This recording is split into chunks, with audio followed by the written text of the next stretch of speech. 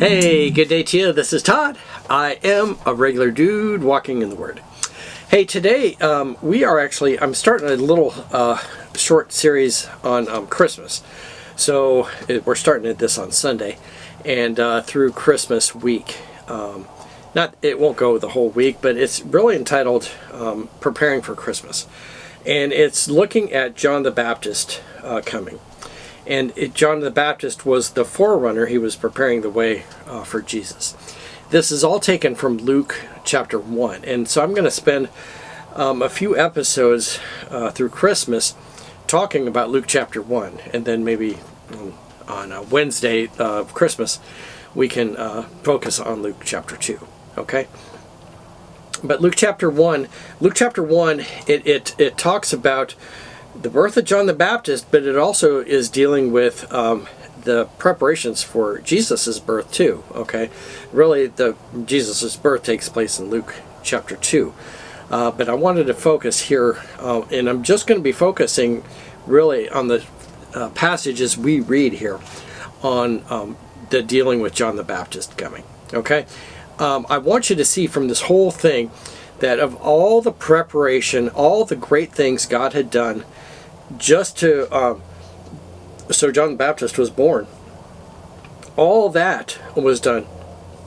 And the last verse says, like, everyone was amazed and something great was going to happen to him as a result of this, or something great was going to happen. Let me read that last verse here. Where is it? Here it is. It says in verse 80, "And the child grew and became strong in spirit, and he lived in the wilderness until he appeared publicly in Israel." Okay.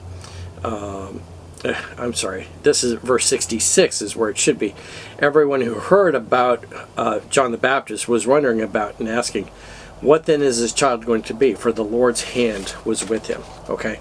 So let me focus here today on the first verses. Let me start by reading verses 5 through 7 here and going through this. Verses 5 through 7, it says this. "In the time of King Herod of Judea, there was a priest named Zachariah, who belonged to the priestly division of Abijah. His wife Elizabeth was also a descendant of Aaron. Both of them were righteous in the sight of God, observing all the Lord's commands and decrees blamelessly. But they were childless because Elizabeth was not able to conceive, and they were both very old." Okay, so several things here. Both Zachariah and Elizabeth, this was going to be the parents of John the Baptist. Both of them were of the tribe of Levi, and the tribe of Levi was the only tribe that could serve as priests in Israel. Okay, so you might have been born from Judah or Simeon or something like that, but you could not be a priest. You had to be a priest. You could only be a priest from the tribe of Levi. Okay, and so both of them qualified, even though Elizabeth wasn't a priest, but she came from that line. Okay, and then Zachariah and Elizabeth were both, seen as righteous. Okay, and it says in verse 6, "Both of them were righteous in the eyes of the Lord." That's very significant because later on, when Jesus is doing his ministry on earth, he's focusing on the priesthood and the religious leaders really as being corrupt. Okay, they were doing all the religious things, but not having a deep relationship with God. Okay, but Zachariah and Elizabeth were different, that they had that deep relationship with God, and they were priests. Okay, and then it talks about Elizabeth was childless. Well, they were both childless, and she was old, and again, they were both old, and so. You're asking, so what's the big deal about that? So they didn't have children.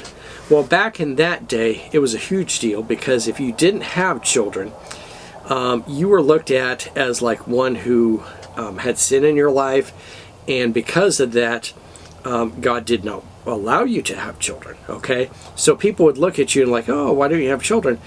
Or, "Do you have children?" And you go, "No," and then they're like, "Oh no, you did something bad, and God's not allowing you to have children." But that we know today that's not the way it is, but that's the way they looked at things back then. So if you didn't have children, you were looked at as kind of a second-class citizen, like something was wrong with you. in regard to your relationship with God. Okay? Let me continue reading verses 8 through 10. It says, "Once when Zechariah's division was on duty, he was serving as priest before God.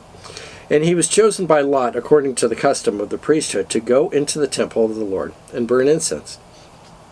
And when the time came for the burning of incense, all the assembled worshipers were praying outside." Okay? Keep in mind here, as we read this, that Zechariah was a priest, and realistically, this was probably going to be the only time he was going to be serving in this capacity. What they did is, you had roughly 12,000 priests at that time, and each of them served twice a year. Okay, and you had these different divisions, and we talked about that he was from the priestly division of Abijah. Okay, and so each of those divisions, there was 24 divisions, and so each of them served twice a year for like a week. Okay, so you would know, okay, I'm a priest, and so I'm serving, at the temple in, say, July and in December. Okay, and you would know that, every year. And then you would have different jobs, and they would select those jobs that you had based on lots, on casting lots.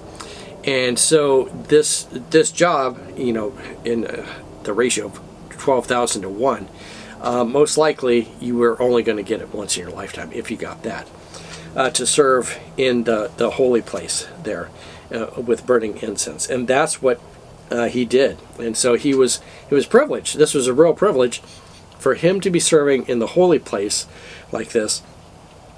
And he was to burn incense, and it was significant because the people were outside, they were praying, and the praying that was going on then was symbolized by this incense going up. Okay, so that's all there.